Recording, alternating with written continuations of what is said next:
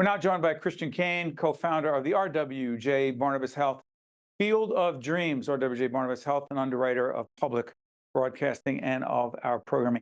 Hey, Christian, good to see you. Hey, Steve, thanks for having me back again. It's been a while. Last time was 5 years ago. This Field of Dreams had not been built at the time. We're going to show pictures as you're talking. What the heck is it, and why is it so incredibly significant for so many? So the RWJBarnabas Health Field of Dreams is the country's only special needs complex. It is a safe haven for those living with a special need, regardless of their age and ability. And it allows for, inclusive engagement, allows for participation in, activities and events that, Steve, you and I and, people who are typical, just take for granted. And your son, Gavin, who is 13 right now? Yeah, getting old. Yeah, tell us about Gavin and Gavin's connection to this Field of Dreams becoming a reality. Yeah, obviously the story, we were in a car accident, and Gavin at 19 months old suffered a traumatic brain injury. It took away his ability to walk and talk, but it did not take away his ability to want to participate and engage in, typical events and be a part of the community. And, as we were, trying to get him to be a part of the community, there just weren't things to do. And therefore, that's why Mary, my wife, and I, decided in 2017 to start the idea, the conception of it. And then in 2022, to open it up to the public. And what an amazing thing, as he's getting older. And, listen, he's in 6th grade now. He's in a typical elementary class. He participates. He uses a voice to speak. He's there, Steve. And there's so many other individuals who are, who live with a special need, who just want to be with others that are typical. The money came directly from a certain source. Yes, they are an underwriter of our work on public television, but it's named the RWJBarnabas Health Field of Dreams for a reason, please. So, you're building this thing, and, we had to raise, a significant amount of money, and you wanted a leader in the community that was going to be able to support you, not just to have it built. The idea was now to continue this thing and run programming and events and leagues. And that's when we were able to meet with, RWJBarnabas Health. And, without hesitancy, they were like, not only what do you need financially, to make sure that this thing's built, but what are we doing to sustain it for, for years to come? And I just can't say enough about them. Well, I also want to say this. It's interesting. Christian is, he doesn't hold back. Can I tell, you know where I'm going, right? Sure. Yeah. So let's just say it was down at the Jersey Shore in front of a very popular place, and we were enjoying ourselves separately. And you came up to me and said, "Hey, I have to come back on your show." And I'm like, "Who's this guy?" And you reminded me of the Field of Dreams. And I said, "Wait a minute, they actually did that. That's awesome." Your passion for what you are doing with your wife, with your family, with support of the folks at RWJBarnabas Health that you talked about.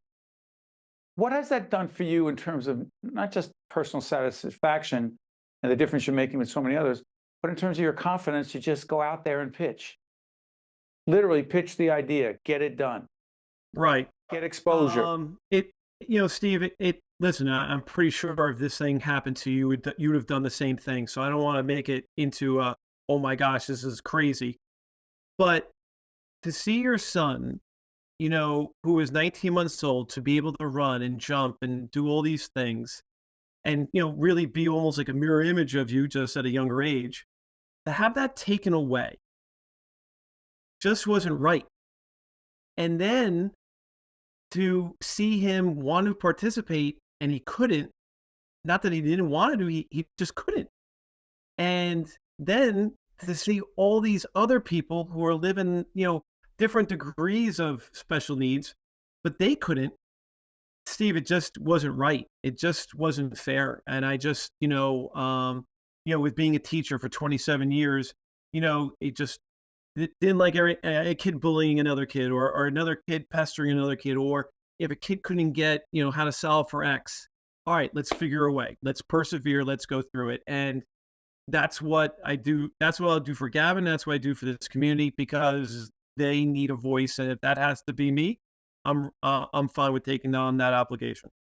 Let me also say that Christian's also, again, representing his team, the winner of the Rustberry Award for making a difference.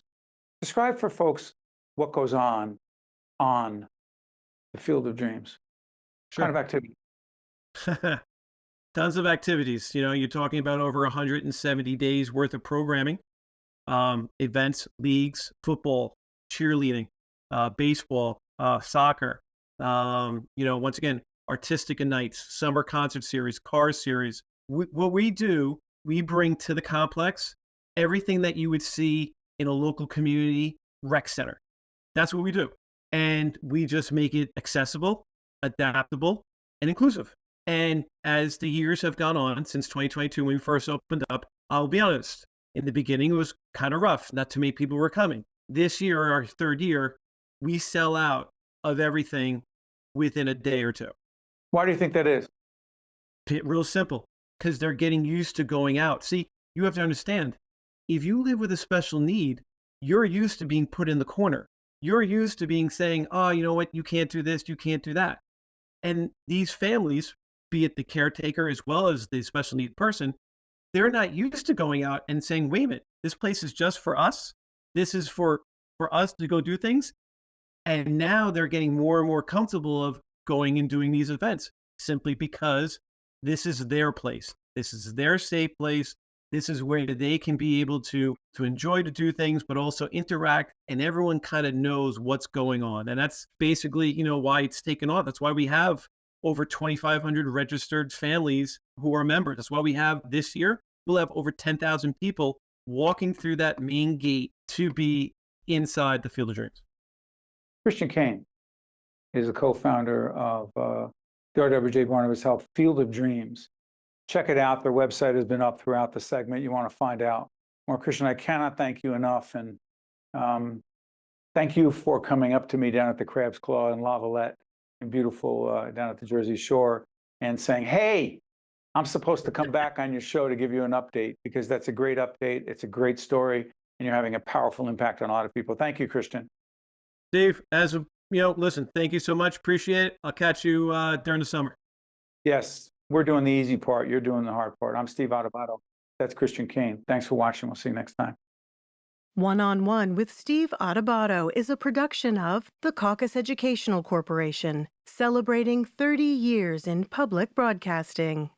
Funding has been provided by the Russell Berry Foundation, New Jersey Institute of Technology, the Fidelco Group, the Northward Center, Robert Wood Johnson Foundation, New Jersey Sharing Network, the New Jersey Economic Development Authority, Johnson & Johnson, and by the New Jersey Education Association.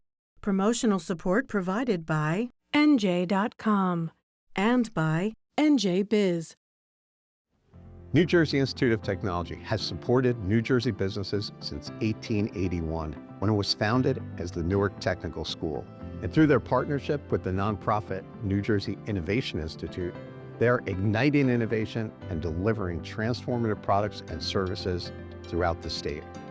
Learn more at njit.edu and njii.com.